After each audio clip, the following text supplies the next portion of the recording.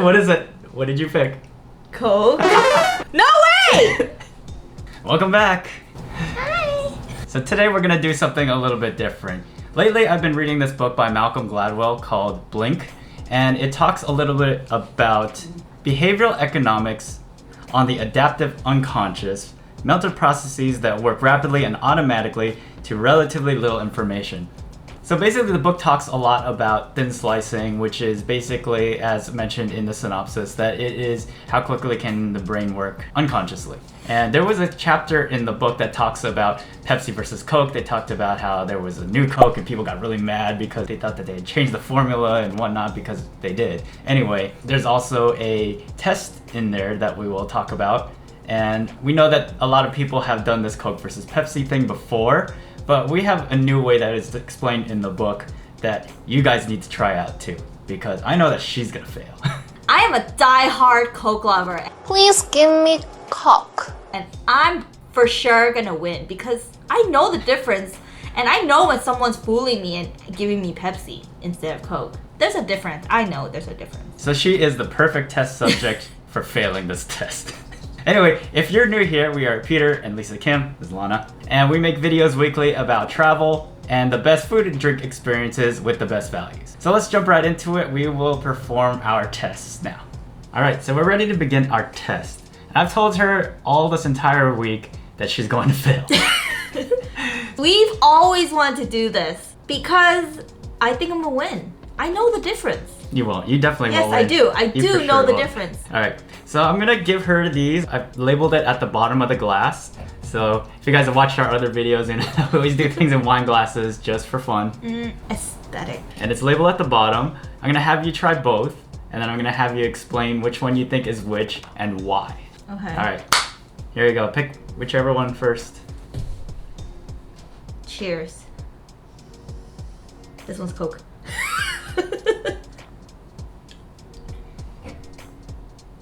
Second one. It's Pepsi. Oh.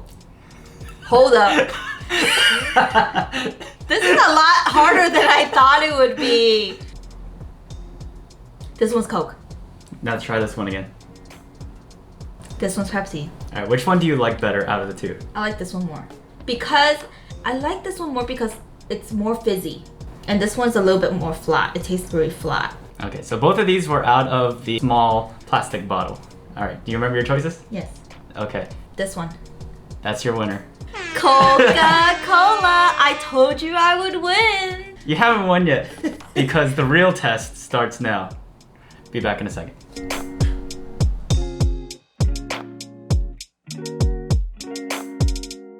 Explain what you're doing. Okay, as you see here, there's 3 different glasses. 2 of which are the fakes. One of them you're gonna have to spot is the odd one out.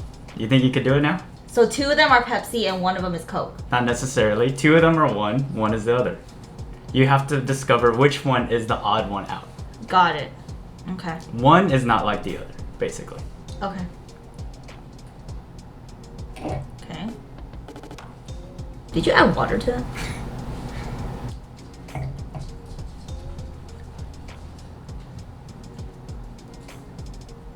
This one is the odd one out.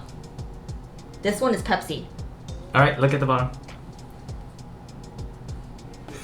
What is it? What did you pick? Coke.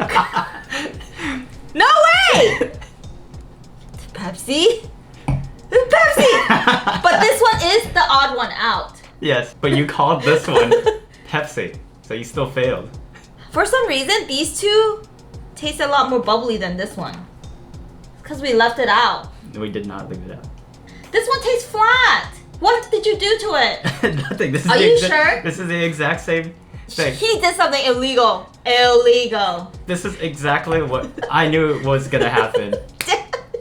So now Peter's gonna take the test that I just took. I dumped out all the Coke and Pepsi and I refilled it and relabeled all of them, and he's gonna figure out which one is the odd one out. Okay, So, here goes. try it. First one. He's gonna fail.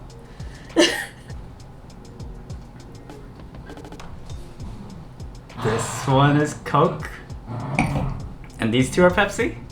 All right, let's see. This one is Coke, yes. And that's Pepsi. This is Pepsi. Uh-huh. And that's Oh, also Coke! You failed! So we both failed. This one was Pepsi, but these two were Coke. Yeah, this is impossible. I knew that there had to be some difference because I knew in my mind, but then I was like, it's basically just a guess. So now the time comes explanations.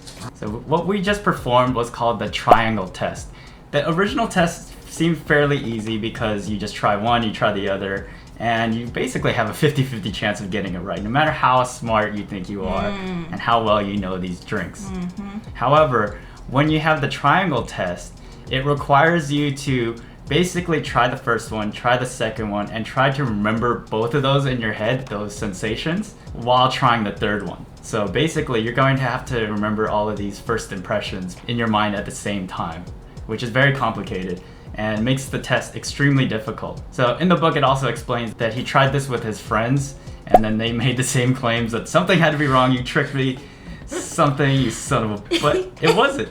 It's just really hard. So what he explains is that unless you are trained to do this, to remember these tastes, most of our explanations of tastes and reasons why we like them is very shallow. And that's okay because we are not professional soda drinkers and we don't do this for a living. So if you do fail this, don't feel so bad because this is an extremely hard test. To put a long story short, a lot of people felt like they could know the difference between Coke and Pepsi, but really what it does is that a lot of people end up picking Pepsi because they like it better. But it's the feelings of everything together, the brand itself, that they have these memories that they associate with the brand and not necessarily the taste. The packaging, the drink inside, it's sort of like all together is what they have that affinity for, not necessarily what they're drinking. So you could always bottle something that tastes like garbage and people will still like it. I really want to know though, what if we put this test in front of someone who drinks like a 64 ounce of Coca-Cola or Pepsi every single day? Those people, of course, will have those tastes ingrained in their brain, right? I think maybe, but at the same time, unless they were doing this test every single day and like practicing it, then maybe not. I don't know.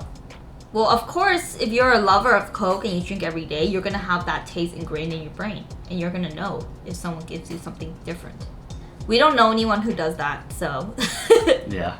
So unless you were very trained to like learn the nuances between the two or just tastes in general, and you did this for a living or practically every day, then there's probably a good chance that you're gonna fail it too. So we want everybody else to try this out because we want to know if anybody can accurately describe this, because this goes for everything. Like I feel like we are good at explaining why we like things, but after reading this book, it makes me realize that it's all BS and we don't really know anything.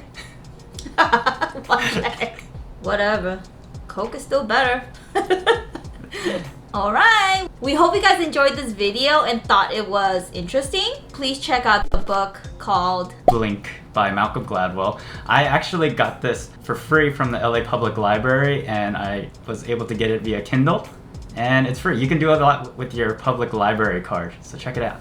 Yeah, please give us a thumbs up and please subscribe if you haven't. We post videos every Sunday, so please check us out every Sunday for new videos. Thank you for watching. Bye. Bye bye. Bye bye.